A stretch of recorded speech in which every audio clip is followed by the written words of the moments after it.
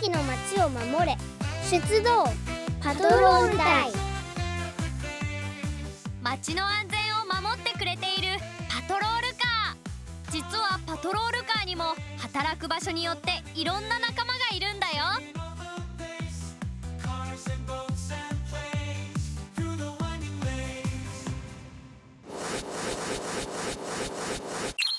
乗り物ワンダー。ハロー、僕はポポ。よろしくね。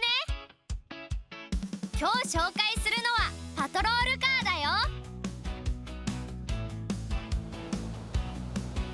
埼玉スタジアムに来ちゃった。ここに来ればいろんなパトロールカーが見られるって聞いたんだけど。あ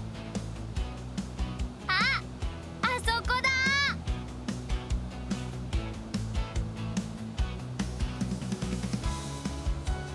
いっぱいあるな。行ってみよう。ポポがやってきたのは埼玉県警年頭視閲式ね。ふれあい広場では警察車両の展示もやっているから見に行きましょう。朝も夜もうわー、パトロールカーだ。こんなに近くで見たのは初めてだよ。すごくかっこいいね。ポポ、実はパトロールカーにもいろんな仲間がいてね。これはケーラパトロールカーっていうの。街を見回りしたり事件や事故が起こった時には駆けつけてくれるのよ。私たちが普段見ることが多いのはこのパトロールカーね。そういえば僕も見たことがあるよ。車の上に赤いランプを光らせて走っているよね。そうなの。この赤いランプは赤色灯といって、事件や事故が起きた時に光らせて周りの人たちに知らせているの。サイレンの音と一緒に光っていることもあるわね。しかもね、ポポ、この赤色灯、これからある変化が起きるの。よーく見ててね。うわー、上がってる。こうやって赤色灯を上げることで、より遠くの人にも事件や事故が起きたことをお知らせしているの。これなら遠くからでも見えやすいね。ポポ、ケーラパトロールカーの車内がどうなっているか知りたくない？今日は特別に乗せてもらえるみたいよ。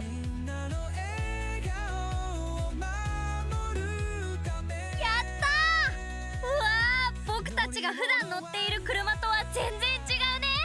いろんな機械がいっぱいだ。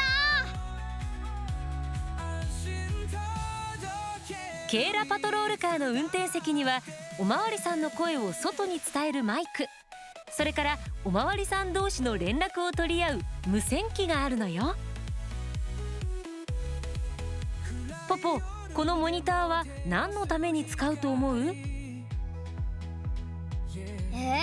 普通のカーナビとは違うの？もちろんカーナビとしても使うんだけど、おまわりさんたちはこのモニターで110番通報の内容が知らされたり、別のパトロールカーの位置も分かるようになっているのよ。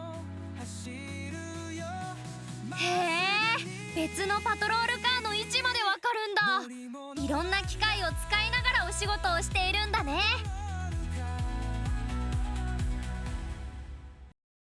そうそう、ポポ、これを見て。ケーラパトロールカーの天井に数字が書いてある。103？実はヘリコプター、日本全国の警察が持っているの。ヘリコプターが上空から見回りをして事件や事故を見つけたら地上にいるパトロールカーに知らせるのよ。その時に必要になるのがパトロールカーの天井にあるこの番号なのね。空の上から番号を見て事件や事故に近いパトロールカーに指示を送っているのよ。知らなかった。僕らの街を見守ってくれているのは地上だけじゃないんだね。さあ次に紹介するのはこちら。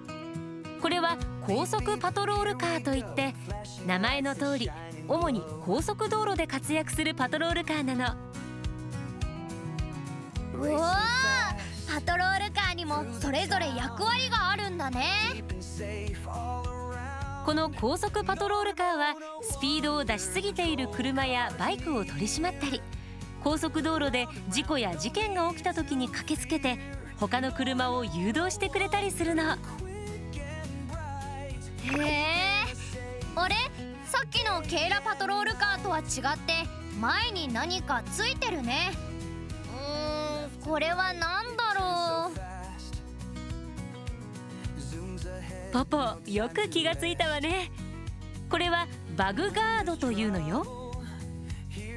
高速パトロールカーは速いスピードで高速道路を走るから、運転席のガラスに飛んできた虫が当たらないように虫よけになっているの。これは虫よけだったんだね。さらにもう一つ違うのは、車の後ろについているこの大きな羽。これはリアウィングというんだけど、スピードを出しても安全に運転できるようについているのよ。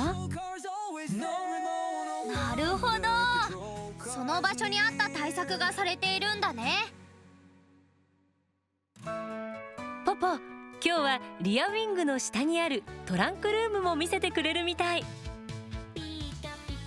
トランクルームの中には車の後ろに置いて事故が起きないようにお知らせする三角掲示板や折りたたみ式の三角コーン、そして大きな旗も積んでいるのよ。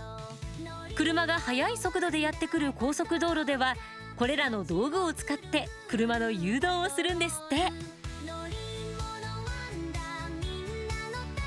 高速パトロールカーの運転席もたくさんの機械がついているわよ。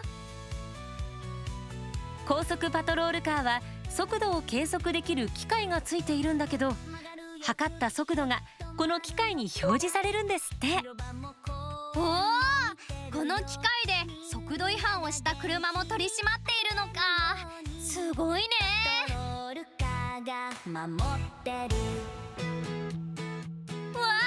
っこいい。これは白バイだね。そうよ、細い道路でも小回りが利くのが特徴ね。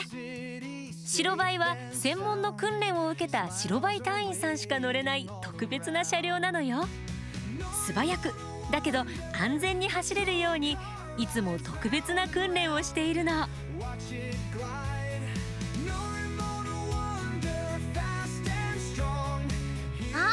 パトロールカーと同じように赤色灯もあるね。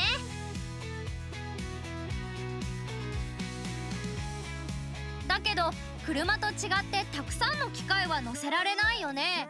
仲間と連絡を取ったりお仕事をするための道具はどうするんだろう。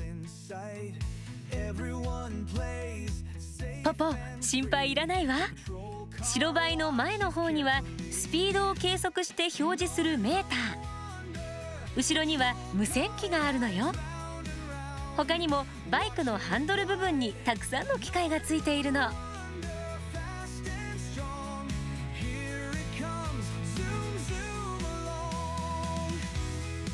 車のようにスペースは広くないけど、お仕事に必要な機能がぎゅっと詰まっているんだね。やっぱりかっこいいな。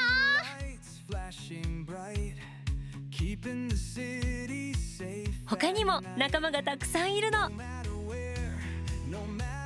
これは災害の現場で活躍する災害対策車。災害の現場で対応できるようにたくさんの道具を載せているのよ。それからこっちは衛星通信車。災害などの状況を撮影して県警本部や警察庁に映像を送る仕事をしているのよ。おお、ものすごい数の機械があるね。衛星通信車のおかげで災害などの現場がどのような状況かわかるんだね。実は僕これを楽しみにしていたんだ。ねえ見て見て、式典が始始まったよ。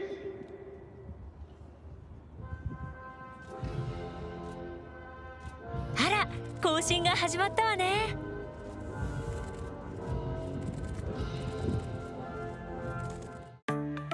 ポポ、先頭を走るのはサイドカーよ。こういう時には偉い人が乗っていたり先導することが多いわね。うわー、すっごくかっこいいね。わっ、ケーラパトロールカーが来たよ。今日は特別に乗せてもらえて嬉しかったな。おまわりさんになった気分だったよ。その後ろから来るのは捜査パトロールカーね。普段は車の上の赤色灯を出さない状態でお仕事していることが多いのよ。わー、ヘリコプターだ。こんな近くを飛んでいるところを初めて見たよ。そうね、これだけ近い距離で飛ぶことができるから地上のパトロールカーとの連携もバッチリなのね。そっか、すごいな。おー、なかなか見られない白バイ走行演技が始まるみたい。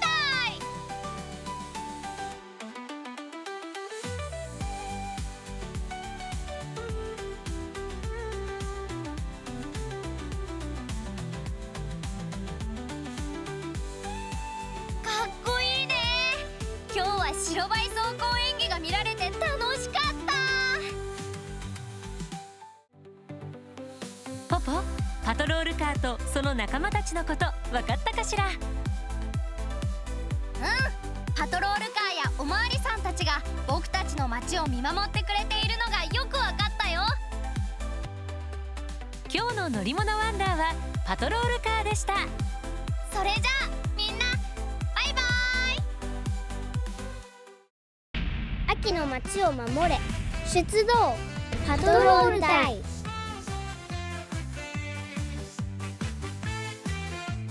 火事の時救助してくれる消防車、すごい高いところまで伸びるよ。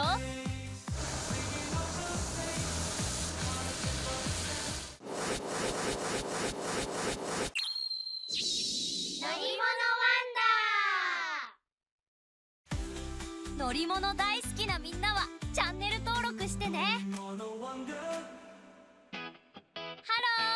僕の名前はポポ、よろしくね。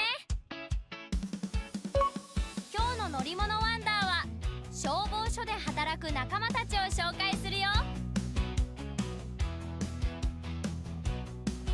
朝早いな、まだ眠たいよ。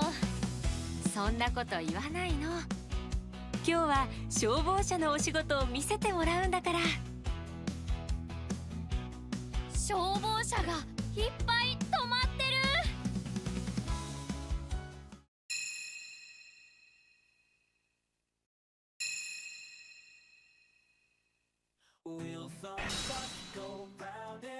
これがポンプ車だね。ポンプ車の仕事は火を消すこと。車の中にお水を積んでいて、そのお水を使って火事の現場で火を消すの。車体のあちこちにドアがついてるけど、何が入ってるんだろう。中はこうなってるのよ。すごい、いろんなものが入ってる。火事がどんな場所で起きても対応できるようにホースを乗せているのよ。そして水を出す蛇口もここにあるの。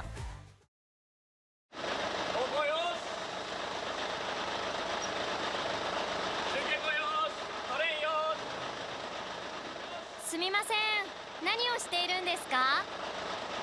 これは消防車が壊れていたりしたら大変なことになるから、毎日こうやって点検をしているんだ。火事の現場に行った時にどこか壊れていたら火が消せなくて困ってしまうから、毎日点検しているのよ。うわー、大変なんだね。ここでクイズ。このポンプ車にはどれくらいのお水が入っていると思う？ 1. 500ml のペットボトル300本分。 2. お風呂のお湯8杯分。 3. プールのお水1杯分。火を消すのにたくさんのお水が必要だから答えは1かな。正解は2のお風呂のお湯8杯分でした。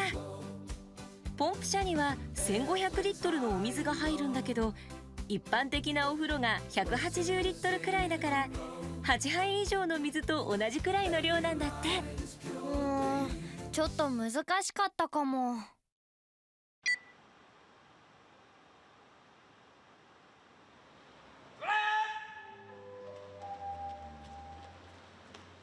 あ、消防士さんが集まってきたよ。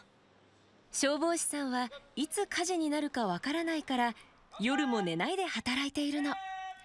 そして朝になったら次の日の消防士さんと交代するのよ。僕たちが寝ている間もお仕事してくれているんだね。第2名総員33名、事故13名、現在2名。あれ、さっきの消防士さんだ。どうしたんだろう。ポポも運転席に乗ってみるかい？本当にいいの？やったー。じゃあ早速お邪魔します。見た感じは普通の車と一緒だけどテレビがついてるし電話もあるよ。これは電話じゃなくて無線といって火事が起きた場所の情報を知らせてくれるのよ。このボタンはサイレンって書いてある。赤いランプを光らせる時もこのボタンを押すのよ。この消防車は6人乗り。後ろの席に最大4人乗ることもできるのよ。いろんなものが積まれているんだね。ポポ、これから消防士さんが特別に訓練の様子を見せてくれるわ。訓練センターに一緒に向かいましょう。やったー、僕も一日消防士さんだ。よし、よし。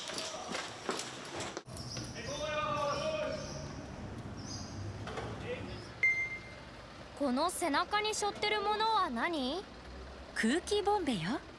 火事の現場には体に悪い空気が混ざっていることもあるので、このボンベから空気を吸うの。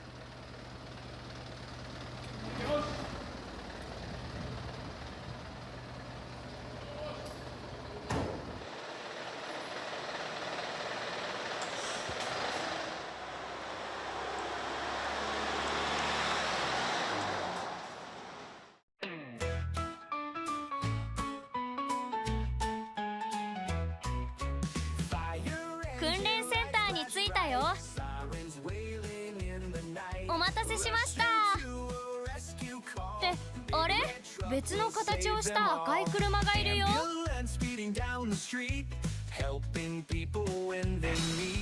これははしご車といって高いところで火事が起きた時に活躍するのよ。すごい、とっても長いんだね。このはしご車は全長 11.67 メートルもあるの。そして何といってもこのはしごが特徴なのよ。最大高さ40メートルまで伸びるのよ。すごいでしょ。ってポポどこにいるの？おーい、ここだよ。いつの間に。優しい消防士さんが一緒に乗せてくれたんだ。僕、高いところ大好き。地上では放水訓練が始まるわよ。早く降りておいで。楽しみ。早く降りるね。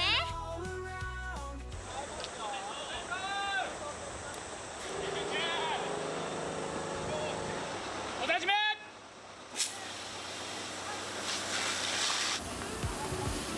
すごい勢いで水が出ていくんだね。ポポ、ポンプ車に入っているお水の量はいくつだっけ？1500リットルでお風呂8杯分。えらい、よく覚えていたわね。もし水がなくなったらどうするの？ポポは街中でこんなマークを見たことはある？あるある。ポンプ車は街の消火栓からこのホースを使ってポンプ車にお水を入れているのよ。そうなんだ。消火栓のマークを見つけたら邪魔しないようにしないとね。素晴らしいわポポ。さあ最後はポンプ車とはしご車のスペシャル合体技よ。はしご車を使って地上20メートルの消火訓練を行うわ。楽しみ。ちなみに20メートルはこのくらいの高さ。ビル6階くらいの高さよ。あそこまでホースが伸びるのかな？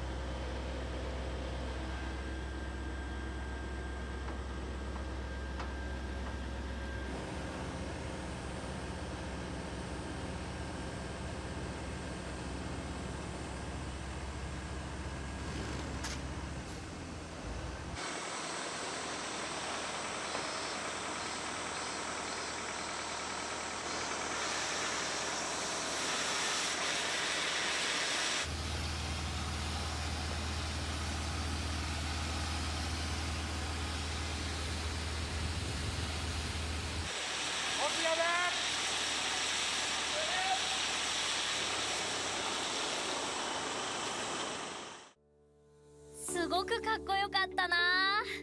ポンプ車もはしご車も隊員の皆さんも一致団結って感じがしたよね。Tiny train goes choo choo choo, Shinkansen zooms real fast. Airplane flies high in the blue. 僕たちの街の安全は消防車の仲間たちに支えられてるんだね。そう、感謝しないとね。僕も頑張ってみんなから感謝されるヒーローを目指すぞ。 Engine rushes by. Ambulance helps those in need. 今日の乗り物ワンダーは消防車の仲間たちでした。みんなも消防車に感謝しようね。それじゃあみんなバイバイ。秋の街を守れ、出動パトロール隊。バイクを運ぶ JAF の車。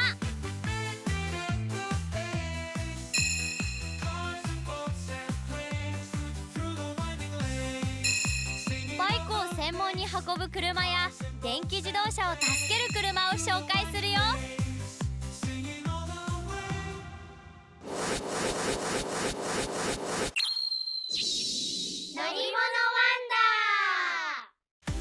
乗り物大好きなみんなはチャンネル登録してね。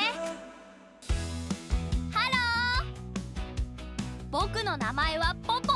よろしくね。今日の乗り物ワンダーはバイクを運ぶ JAF の車だよ。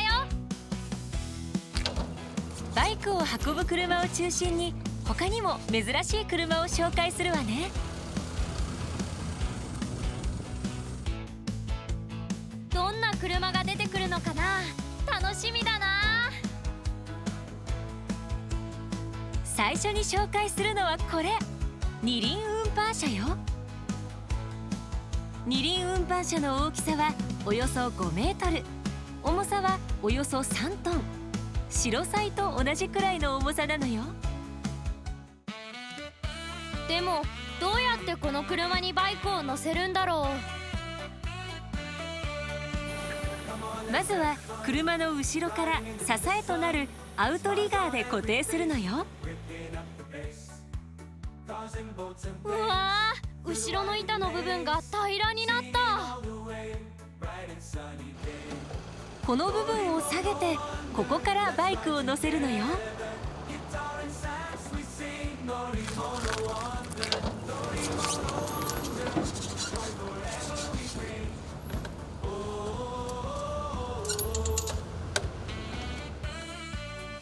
バイクを紐で固定したらリフトを上げるの。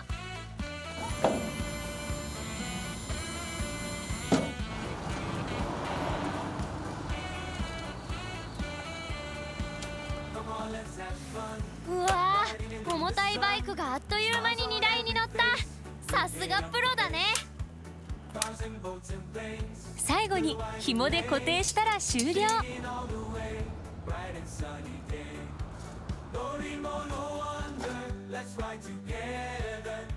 でもバイクのレッカーってそんなに多いの？いい質問ね。ここでクイズよ。バイクのレッカー出動で一番多いのは？ 1. パンク、 2. 事故、 3. エンジン故障。バイクわからないな。1のパンク。ではみんなも10秒考えてね。わかったかな？正解は1のパンクでした。ポポ、実は JAF にはもう一つバイクを運ぶ車があるのよ。他にもバイクを運ぶ車があるの？それがこれ、二輪レッカー車。普通のレッカー車と似てるんだけど。そう、これは普通のレッカー車で二輪専用のキットを使うことでバイクも運ぶことができるの。今日はバイクを実際に乗せてくれるそうよ。やったー、楽しみだー。うわ、なんかすごいのがくっついたぞ。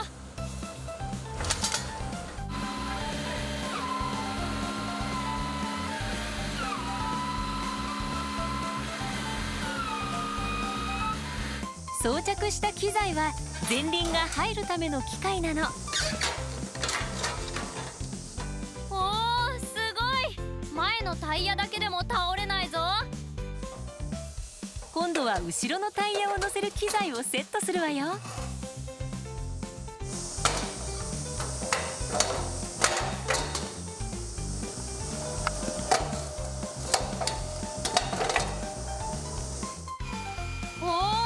前が持ち上がってからバックして機械にセットされた。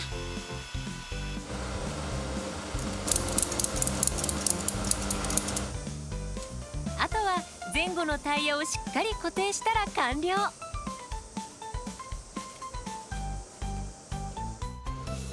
バイクが無人で走ってるみたいだ。すごいね、JAF の方は。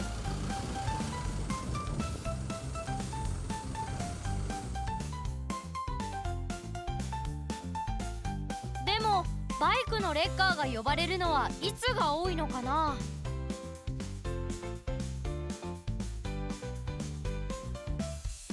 いい質問ね。ここでクイズよ。バイクのレッカー出動が多い時期はどれ？ 1. 夏、 2. 春と秋、 3. 冬。バイクが多く乗られるのは夏だから1かな。ではみんなも10秒考えてね。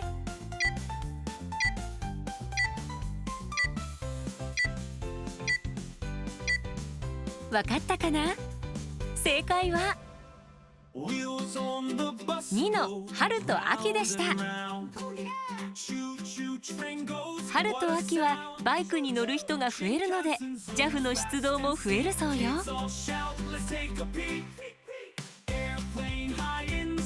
ポポ、もう一台特殊な救援をする車を紹介するわね。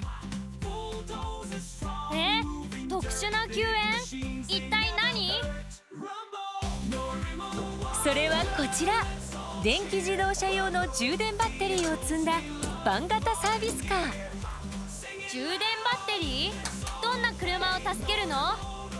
ポポ、今は電気自動車っていうのがあるよね。